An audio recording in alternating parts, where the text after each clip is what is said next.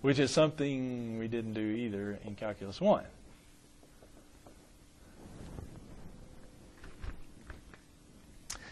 Well, just a real quick reminder of a logarithm. What do we mean? If I have log base A of x, it's just kind of a convoluted way of representing a number, isn't it?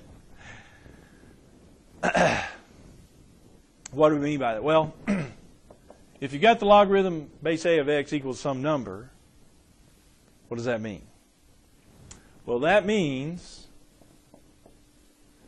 a to the y power, right, equals x. I'm looking, when I do a logarithm of some number, I'm looking for the power of this base, right? I'm looking for, y is going to be the power that gives me the x, right? Like if I'm doing the log base 2 of 8,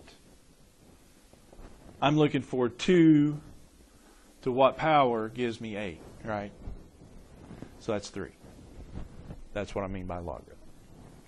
We won't necessarily have to be doing logarithms, but that's in a nutshell what it means, right? It's a power. What power gives me, power of the base gives me that.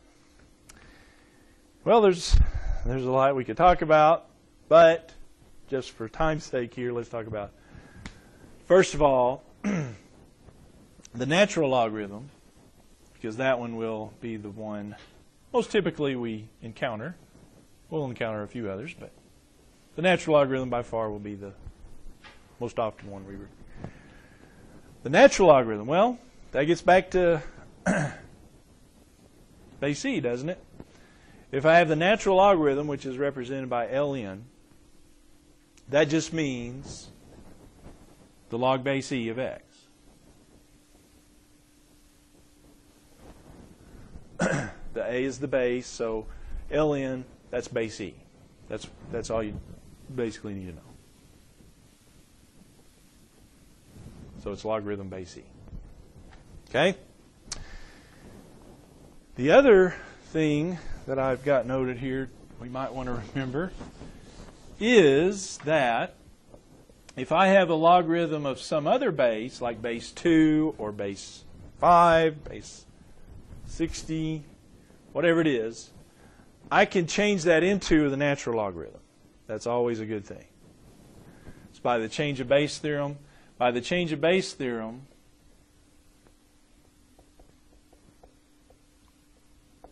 I can say the logarithm base A of x is the natural logarithm of x divided by the natural logarithm of the A.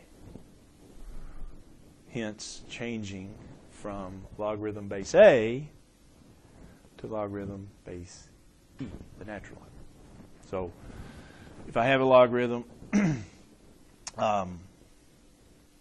base 5, let's say, of x, well, I don't have to be stuck with that. I can just say, well, that's the natural log of x divided by the natural log of 5. Okay? That's the one we shall use.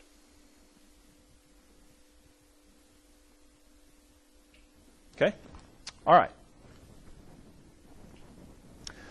Well, since we're in calculus, we need to talk about its derivative and integral at some point or another, I guess. But for now, the derivative of logarithms.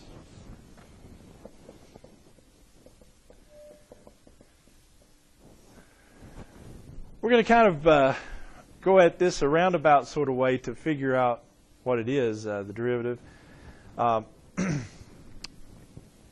Yeah, let's say we've got just y equals ln of x. Y equals the ln of x. Well, if I wanted to, I could change that to the exponential form. Remember, I didn't really label it, but if I've got logarithm base A of x equals y in log form, then the exponential form is the base A to the y power equals x. Well, let's do that for this one. Change that over to the exponential form of that. What's my base? E. E to this y is equal to x. E to the y is equal to x. With me? That's just changing from logarithm form to exponential form. Well, if I then do the derivative of that, because I know a little something about exponentials of that, derivatives of that, right? Because that's just an exponential now. Okay? Now, the thing of it is, all right, let's do the derivative. Let's ddx both sides.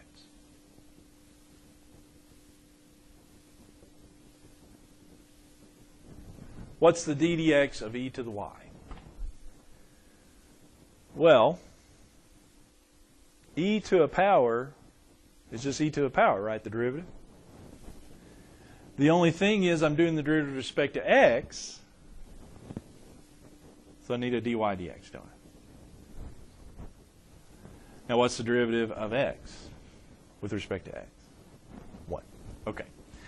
Well, what am I trying to find? I'm trying to find the derivative, so here let's solve for dy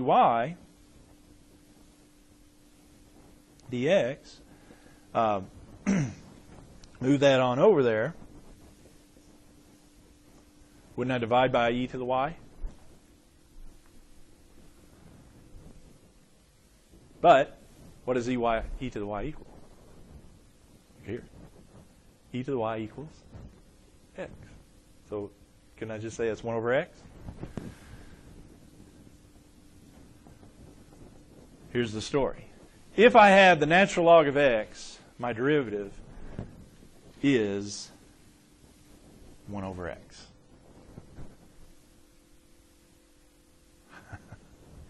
The derivative of the natural log of x is just 1 over x.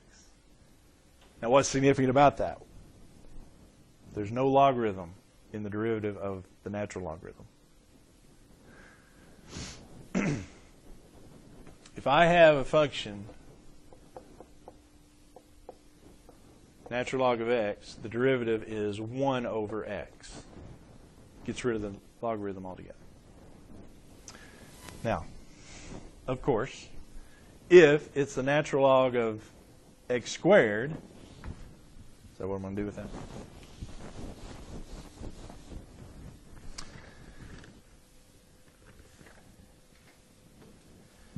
I don't have anything. All right. If I have y equals the natural log of x squared,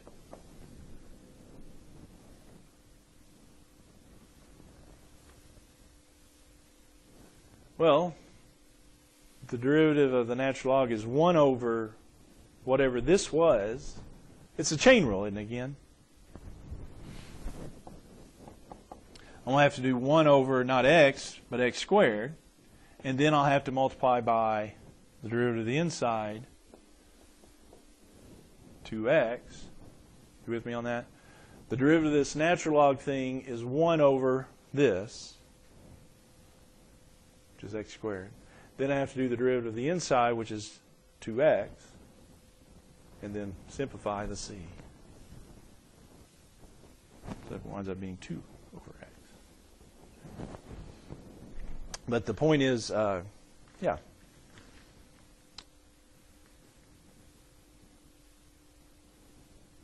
Your natural log derivative is just 1 over,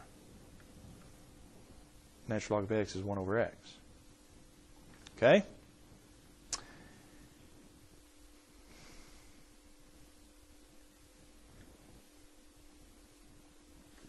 Okay. So what do you got there here? Y equals, y equals the natural log of x squared plus 5x minus 3.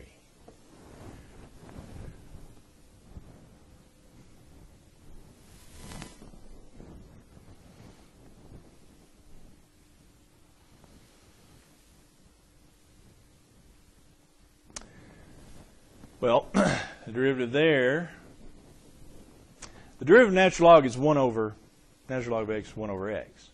So anytime you have the natural log, you're going to do 1 over something.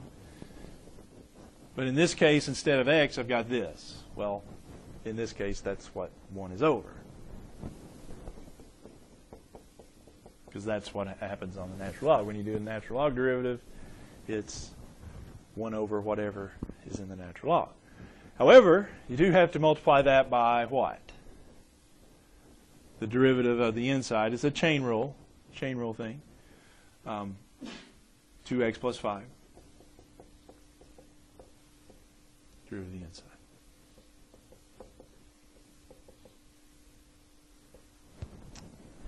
So I don't think anything simplifies there. No factoring or anything we can do.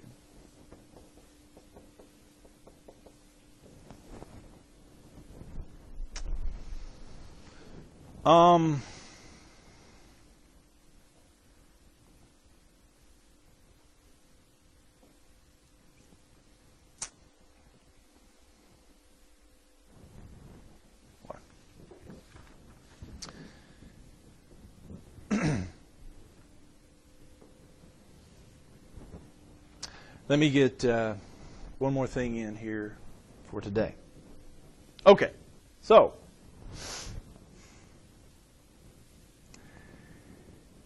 here's what we got.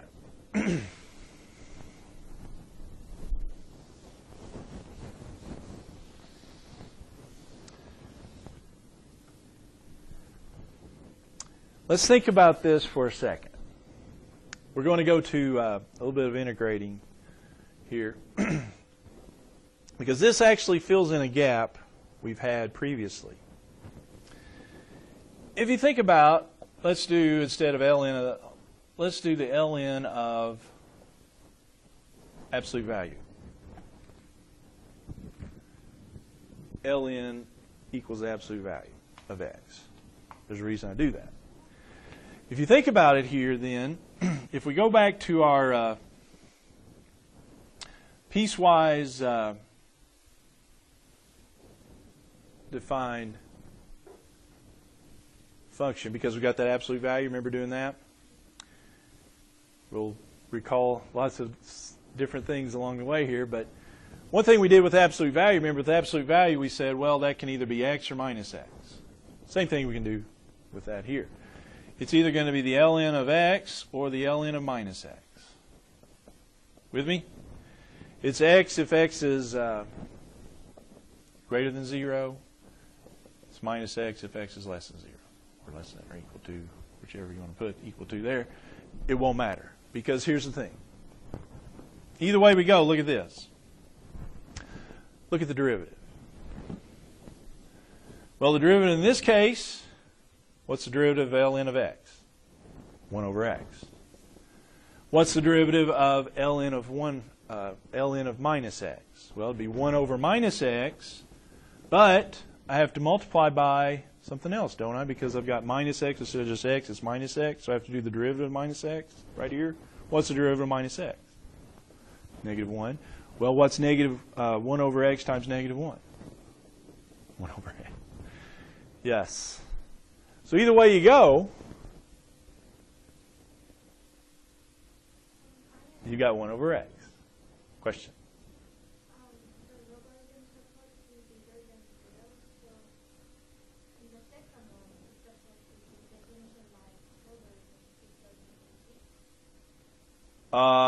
Yeah, well, x is less than 0.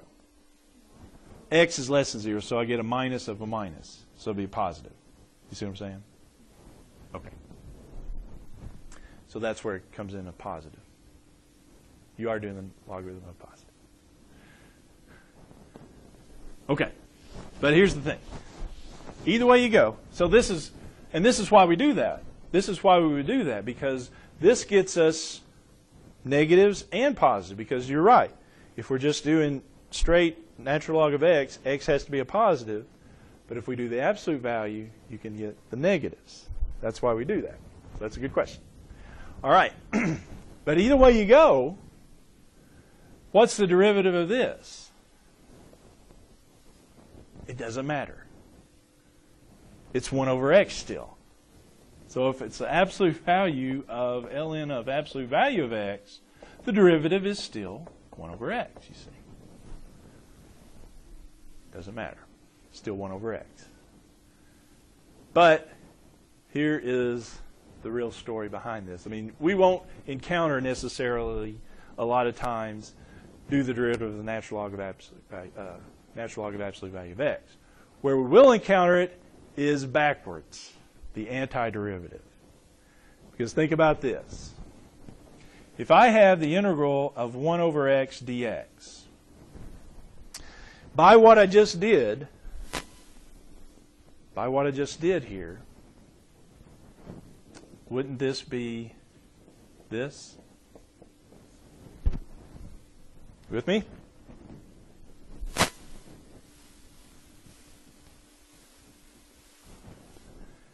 If the derivative of this is 1 over x, wouldn't the antiderivative of this be ln of absolute value of x? Why would we want to put the absolute values in there? Because it gets us more values of x. If I just put the ln of x, that limits it because, like she was saying, you can't have the natural log of a negative number. You just can't do logs of negative numbers on real numbers. So the absolute value is an important part of that because x can be positive, negative, anything, except, of course, 0. You can't have x as 0. But that wouldn't be part of this domain anyway. Okay? So it works basically the same, except for the absolute values. This, like I said, this fills in a gap because if I do, this is x to the negative 1 power. And remember when we were doing the power rule for antiderivatives? That was the one we couldn't do. We can't use the power rule on that, can we? Because if I use the power rule on that, I get x to the negative 1 plus 1 is x to the 0, so I'm dividing by 0, right? So that's why I can't use the power rule on x to the negative 1, or 1 over